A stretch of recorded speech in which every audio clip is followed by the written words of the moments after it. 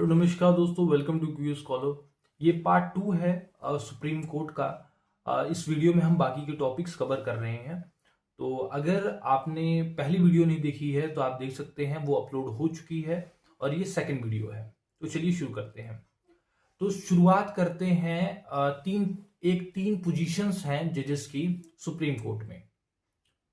पहला आता है एक्टिंग चीफ जस्टिस।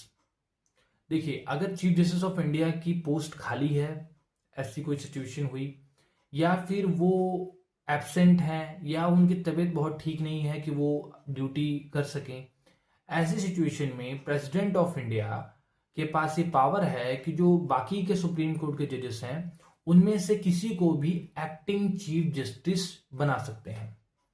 और जब तक चीफ जस्टिस ऑफिस को होल्ड नहीं कर लेते, मीन्स कि जब तक वो एब्सेंट हैं तब तक एक्टिंग चीफ जस्टिस किसी को बना देंगे, वो चीफ जस्टिस ऑफ इंडिया का काम करेंगे। और जब एक्चुअल जो सीजीआई हैं, चीफ जस्टिस ऑफ इंडिया हैं, वो आ जाएंगे तो फिर वो वापस से एक सुप्रीम कोर्ट के जो जैसे बाकी के जजेस हैं वैसे वो बन जाएंगे। ठीक है। दूसरा है एडहॉक जज। अब इसकी आवश्यकता क्यों पड़ती है? लक्ष्मीकांत में भी आपने पढ़ा है, लेकिन अब बहुत लोगों को समझ ही नहीं आया होगा कि एडहॉक जज की आवश्यकता ही क्यों है। वहां पे हम आते हैं। ठीक है, तो वहां पे हम आते हैं जब ऐसी चीजों को नहीं समझ आ रहा होता है। तो देखिए, सबसे पहली बात, अब मैं वो बता रहा हूं जो लक्ष्मीकांत पे भी नहीं लिखा है, इसीलिए लक्ष्मीकांत से भी लोग नहीं समझ पाते हैं। इसीलिए अगर आपको वीडियो समझ आए तो कमेंट जरूर करें, और अगर आपको कोई क्वेश्चन पूछना है तो जरूर पूछिएगा। तो देखिए, एडहॉक जज की आवश्यकता क्यों है? देखिए, जैसे कॉन्स्टिट्यूशनल मैटर है तो ये क्लियरली मेंशन्ड है कि अगर कॉन्स्टिट्यूशनल बेंच बैठ रही है तो उस बेंच में 5 जजेस होंगे सुप्रीम कोर्ट के। ठीक है। और ऐसी कोई सिचुएशन आ गई जिसमें बाकी के जजेस एब्सेंट हैं, मान लीजिए किसी की तबीयत सही नहीं है, कोई कोई छुट्टी पे है, तो 4 जजेस ही हो पा रहे हैं। अब एक जज कम पड़ रहे हैं, और एक जज की कमी के कारण अब क्या होगा कि संवैधानिक कार्रवाई नहीं होगी, ये भी देखना है ना। तो ऐसे कंडीशन में एडहॉक जज का ऑप्शन आता है। वो कैसे होता है? जैसे कि अब एक जज की कमी है, अब हमें टेम्परेरी बेसिस पे एक सुप्रीम कोर्ट के जज चाहिए। तो यहां पे क्या होता है कि जो हाई कोर्ट के जजेस होते हैं, जो सुप्रीम कोर्ट के जज बनने क्वालिफाई कर रहे हैं, तो जो हाई कोर्ट के जज होंगे उनको जो चीफ जस्टिस ऑफ इंडिया है, after consulting chief justice of high court, मतलब कि अब क्या होगा, हम सिंपल में बता देता हूं कि अब एक मान लीजिए कि Punjab and Haryana high court के एक जज हैं, उन्हें एडहॉक जज बनाना है। तो जो Punjab and Haryana high court के जो चीफ जस्टिस होंगे उनसे chief justice of India consult करेंगे और प्रेसिडेंट से अप्रूवल लेंगे। और अगर प्रेसिडेंट अप्रूवल दे रहे हैं कि हाँ भाई आप इनको एडहॉक जज बना सकते हैं, तब उन जज को एडहॉक जज ऑफ सुप्रीम कोर्ट अपॉइंट किया जाता है। टेम्पोरी कह सकते हैं, ये अरेंजमेंट है। यहां क्या सिस्टम होगा कि भाई अब आप सुप्रीम कोर्ट के काम को प्रायोरिटी देंगे। आप यहाँ पे हाई कोर्ट के भी जज हैं, आप वहां के भी हैं, लेकिन आपको प्रायोरिटी वहां के काम को देनी है। ठीक है, जब तक आप एडहॉक जज हैं। ठीक है, तो ये सिस्टम है। तीसरा है रिटायर्ड जज। जो हाई कोर्ट और सुप्रीम कोर्ट के जो रिटायर्ड जज होते हैं, क्या होता है कि रिटायरमेंट के बाद ऐसी कुछ सिचुएशन आ रही है जहां पे उनके एक्सपीरियंस की आवश्यकता है, या फिर कोई भी सिचुएशन मतलब बहुत सारा काम बढ़ गया हो, ऐसा कुछ है, तो यहाँ पे चीफ जस्टिस ऑफ इंडिया वो रिटायर्ड जज से कहेंगे कि सर आप, मीन्स कि आप, हम चाहते हैं कि आप अपनी सर्विसेज दें, आप कुछ समय के लिए रिटायर्ड जज के तौर पे सुप्रीम कोर्ट में आए और अपनी भूमिका निभाएं। और अगर वो जज भी राजी हो गए, ठीक है जी, मुझे कोई इशू नहीं है, मैं रिटायर्ड जज का के पद को संभालने के लिए रेडी हूं, और प्रेसिडेंट ऑफ इंडिया अप्रूव कर दे रहे हैं, तो चीफ जस्टिस ऑफ इंडिया यहाँ पे जो है उन जज को रिटायर्ड जज के तौर पे अपॉइंट कर देंगे यहाँ पे। ठीक है। और लेकिन ये जो रिटायर्ड जज होते हैं, इनको जो 34 जजेस है ना, जो मैंने पिछली वीडियो में बात की है, उन 34 जजेस में इनकी गिनती नहीं होगी। ऐसा नहीं होगा कि कॉन्स्टिट्यूशन में बताया गया है कि सुप्रीम कोर्ट के 34 जजेस हैं और यहाँ पे रिटायर्ड जज आ गया तो आप कहेंगे कि आप सुप्रीम कोर्ट के 35 जजेस हो गए। ऐसा नहीं है, 34 के 34 जजेस रहेंगी, उस 34 में इनकी गिनती नहीं होगी। इनकी पावर क्या होगी, इनको क्या अलाउंस, क्या सैलरी मिलेगी, ये प्रेसिडेंट डिसाइड करते हैं। ठीक है, मान लीजिए बहुत सारा वर्कलोड बढ़ गया, हमें पता है कि जो जस्टिस सुब्रमण्यम है वो बहुत शानदार जज हैं, न्यायमूर्ति हैं, तो अब लेकिन वो रिटायर हो गए हैं, तो ऐसी सिचुएशन में रिटायर्ड जज का ऑप्शन आता है। ठीक है, तो 3 जजेस की बात की, एक्टिंग चीफ जस्टिस, एडॉक जज और रिटायर्ड जज। ठीक है, अब इससे आगे हम बात कर रहे हैं seat of supreme court. Seat of supreme court मतलब सुप्रीम कोर्ट बैठती कहां पे है। तो हमारी जो माननीय सुप्रीम कोर्ट की सीट है वो न्यू दिल्ली में है, वहां पे बैठती है। लेकिन ये ऑप्शन भी है कि सुप्रीम कोर्ट की अदर सीट और जगह पे, भारत के और जगहों पे भी बनाया जा सकता है, लेकिन इसके लिए प्रेसिडेंट के अप्रूवल की आवश्यकता पड़ती है। मान लीजिए एक सिचुएशन, जैसे मान लीजिए तमिलनाडु है, तो तमिलनाडु से अगर कोई व्यक्ति का केस सुप्रीम कोर्ट में चल रहा है तो उसको उतना ट्रैवल करके न्यू दिल्ली आना पड़ेगा। तो ऐसी सिचुएशन में अगर माननीय सुप्रीम कोर्ट चेन्नई में वहां पे अपनी एक सीट बैठा लेती, वहां पे भी सुप्रीम कोर्ट के कुछ जजेस बैठते हैं, तो उनका केस वहां पे भी देखा जा सकता है। आप समझ रहे हैं, तो ये सीट का कॉन्सेप्ट है। अगला चीज है प्रोसीजर। सुप्रीम कोर्ट का जो प्रोसीजर है, ये कैसे क्या सिस्टम होगा, कैसे केस आएंगे, कैसे पूरा हाई कोर्ट में कैसे डिसिप्लिन मेंटेन होगा, ये सारा सिस्टम है ना। तो जो प्रोसीजर है सुप्रीम कोर्ट का, उसको भी माननीय सुप्रीम कोर्ट मैनेज कर सकती है, उसमें कुछ चेंजेस कर सकती है, लेकिन यहां पे भी प्रेसिडेंट ऑफ इंडिया की अप्रूवल की आवश्यकता होगी। तो अभी तक हमने छोटी छोटी 3 चीजें कर ली हैं। अब हम यहां पे बात करेंगे कि जो माननीय सुप्रीम कोर्ट है, उनकी जो इंडिपेंडेंस है वो कैसे कॉन्स्टिट्यूशन ने इंश्योर की है। कॉन्स्टिट्यूशन ने ऐसा क्या अरेंजमेंट किया है जिससे सुप्रीम कोर्ट आज इंडिपेंडेंट है, तो इसके बारे में चलिए बात करते हैं। तो पहला प्रोसीजर है कि रिमूवल मुश्किल है, जो हमने बात की थी 2/3 प्लस एब्सोल्यूट मेजॉरिटी, तो रिमूवल मुश्किल है। तो अगर कोई जज सुप्रीम कोर्ट, कोई पर्सनालिटी, कोई एमिनेंट व्यक्ति बनते हैं सुप्रीम कोर्ट के जज, जो सच में बहुत बड़ी पर्सनालिटी होंगे, तो उनको अगर पता है कि मुझे रिमूव करना इतना आसान नहीं है, तो सच में इंडिपेंडेंट होकर काम करेंगे कि नहीं। तो इसीलिए रिमूवल मुश्किल है। दूसरी कंडीशन है कि जो इनकी सैलरी है सुप्रीम कोर्ट के जज की जो होती है, वो चार्ज एक्सपेंडिचर है, मतलब उस पर डिस्कशन नहीं होगा, उस पर वोटिंग की आवश्यकता नहीं है, जो सैलरी है वही रहेगी और वो बिना किसी वोटिंग के ही उसका बिल पास हो जाएगा। तीसरा है कि सैलरी को कम नहीं किया जा सकता। ऐसा नहीं है कि पार्लियामेंट में लॉ लाया और 2.5 लाख से 2 लाख कर दिया सैलरी, ये कम भी नहीं किया जा सकता। तो हमने क्या क्या देखा, हमने देखा है कि चार्ज एक्सपेंडिचर है, सैलरी को कम भी नहीं कर सकते और रिमूवल मुश्किल है। अब देखिए कि एक सिचुएशन है कि अपॉइंटमेंट, जो 4 जजेस केस की बात की थी, कॉलेजियम सिस्टम, तो आप समझ सकते हैं कि इनका अपॉइंटमेंट में गवर्नमेंट बहुत ज्यादा कुछ कर नहीं सकती, तो अपॉइंटमेंट काफी इंडिपेंडेंट है। जो जजेस हैं उनके कंडक्ट के बारे में डिस्कशन पार्लियामेंट में तभी हो सकता है जब रिमूवल मोशन पे बात चल रही हो, वैसे उनके कंडक्ट पे बात नहीं की जा सकती। कंटेम्प्ट ऑफ कोर्ट का मैटर है, तो यहाँ पे सुप्रीम कोर्ट के पास ये पावर है कि अगर कोर्ट की अवमानना किया जाता है तो वहां पे वो पनिश भी कर सकते हैं।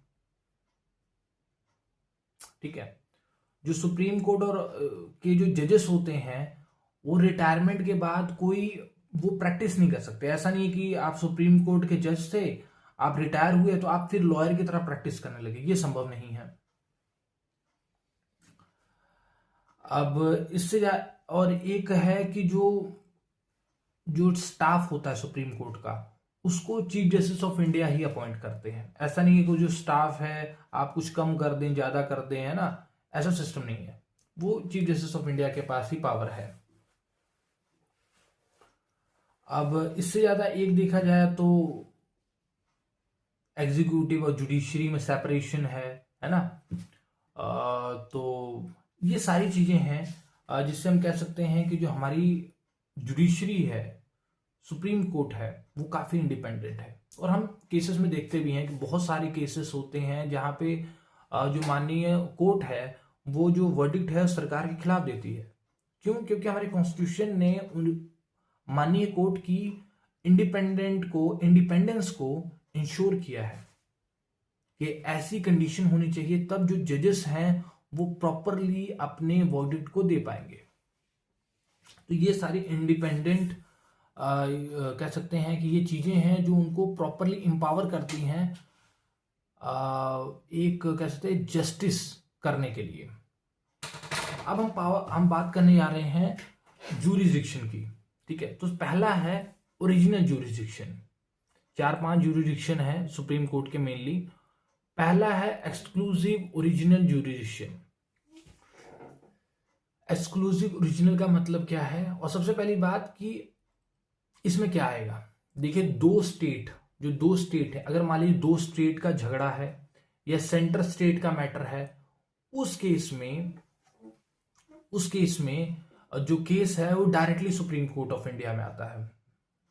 ठीक है जी, ऐसा नहीं होगा कि अगर दो स्टेट का झगड़ा है तो इन दो में से किसी एक के हाई कोर्ट में चल जाएगा। ऐसा नहीं है। दो स्टेट का झगड़ा supreme court of India, centre state का झगड़ा supreme court of India, directly आएगा। एक्सक्लूसिव मतलब क्योंकि ये सुप्रीम कोर्ट में डायरेक्टली आएगा और किसी के पास पावर नहीं है, किसी हाई कोर्ट के पास ऐसे मैटर्स को सुनने की। ओरिजिनल मीन्स कि डायरेक्टली इनके पास आ सकता है, ऐसा नहीं कि अपील के द्वारा आएगा। ठीक है जी। एक्सक्लूसिव मीन्स सुप्रीम कोर्ट के पास ही केवल पावर है, ओरिजिनल मीन्स डायरेक्टली आ सकता है। अब बात करते हैं कौन से केसेस को हम कह सकते हैं कि इसमें गिनती नहीं होगी। सबसे पहली बात कि अगर कोई पॉलिटिकल नेचर का मैटर है तो यहां पे नहीं आएगा। ठीक है, अगर कॉन्स्टिट्यूशन जो 1950 में हमारा लागू हुआ उससे पहले का कोई मैटर है तो वो इसके अंडर कवर नहीं होता है।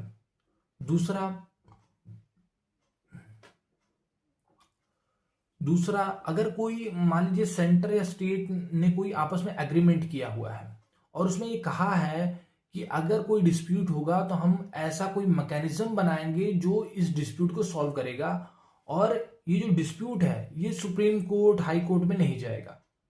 ऐसा एग्रीमेंट सेंटर या स्टेट ने किया है तो भी सुप्रीम कोर्ट में मैटर नहीं आएगा। या फिर अगर ऐसा कोई मैटर है जो कह सकते हैं कि जो ट्राइब्यूनल के पास रेफर है या फिर फाइनेंस कमीशन के पास रेफर है, वो भी यहाँ पे नहीं आएगा। मेनली कमर्शियल नेचर के जो केसेस होते हैं कि हाँ भाई हमें इनसे इतना पैसा लेना है, ये वो भी मेनली इसके अंदर नहीं आता है। मेनली ये सारी चीजें सुप्रीम कोर्ट ही डील करती है कि हाँ भाई ये आएगा कि नहीं। क्योंकि जो कमर्शियल नेचर के हैं, पॉलिटिकल नेचर के हैं, तो यहाँ पे कोर्ट डिसाइड करती है कि हाँ इसको इसके अंदर गिनती की कर सकते हैं कि नहीं कर सकते हैं। ठीक है, फिर आता है कि रिट ज्यूरिसडिक्शन। कोर्ट की रिट ज्यूरिसडिक्शन भी है, रिट इशू करते हैं आर्टिकल 32 के तहत। तो देखिए 5 तरह के जो रिट्स हैं वो माननीय कोर्ट इशू करती है फंडामेंटल राइट्स के प्रोटेक्शन के लिए। तो ये इसकी रिट ज्यूरिसडिक्शन है माननीय सुप्रीम कोर्ट की। और ये जो ज्यूरिसडिक्शन है ये और किसी राइट्स को प्रोटेक्ट करने के लिए नहीं यूज की जा सकती। मीन्स जो हमारी कोर्ट है माननीय सुप्रीम कोर्ट है, वो जो रिट है वो फंडामेंटल राइट्स को प्रोटेक्ट करने के लिए ही इशू कर सकती है, दूसरे राइट्स के लिए नहीं।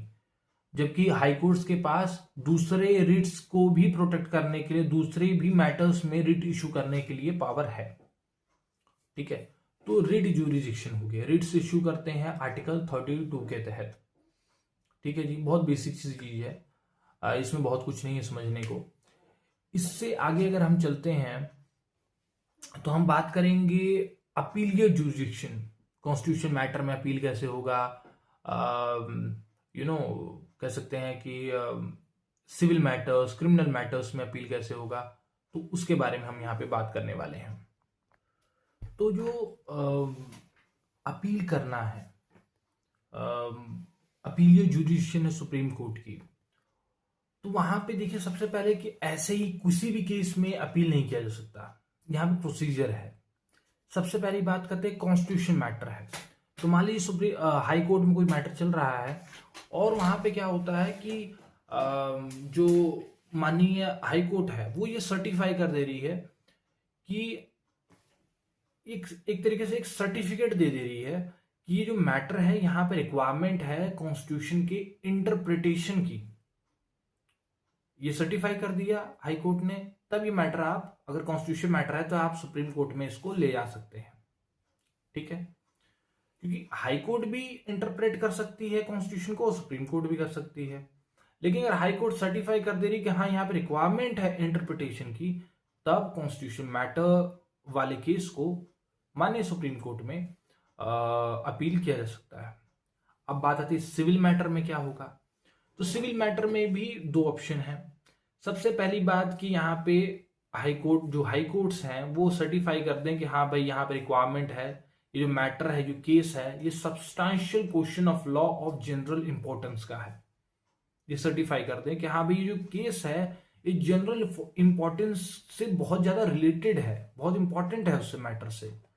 या फिर सर्टिफाई कर दे कि ये जो केस है फिट है सुप्रीम कोर्ट में अपील करने के लिए। तो अगर इन दोनों में से कोई भी एक सर्टिफिकेट मिल जा रहा है हाई कोर्ट से तो सिविल मैटर में किया जा सकता है। तो ये दोनों तो सिंपल है। क्या चाहता है क्रिमिनल मैटर में? अब देखिए क्रिमिनल मैटर में क्या है। अब मान लीजिए कि जो डिस्ट्रिक्ट कोर्ट है उसने माफ कर दिया, उसने कोई सजा नहीं दी, ठीक है जी, तो और फिर मैटर जाता है हाई कोर्ट में। हाई कोर्ट में या तो मृत्युदंड, कैपिटल पनिशमेंट मिल जा रहा है, या 10 साल की सजा मिल जा रही है, या उम्र कैद की सजा मिल जा रही है। ठीक है, तो यहां पे जिस व्यक्ति को सजा मिल रही है उसके पास एक तरीके से राइट हो जाता है सुप्रीम कोर्ट में चैलेंज करने के लिए। क्या क्या मैंने, डिस्ट्रिक्ट कोर्ट ने माफ कर दिया था, जो व्यक्ति पे आरोप लगे थे डिस्ट्रिक्ट कोर्ट ने माफ कर दिया कि हाँ भाई ये आरोप है, ये गलत है और इस व्यक्ति को बाइज्जत बरी कर दिया जाए।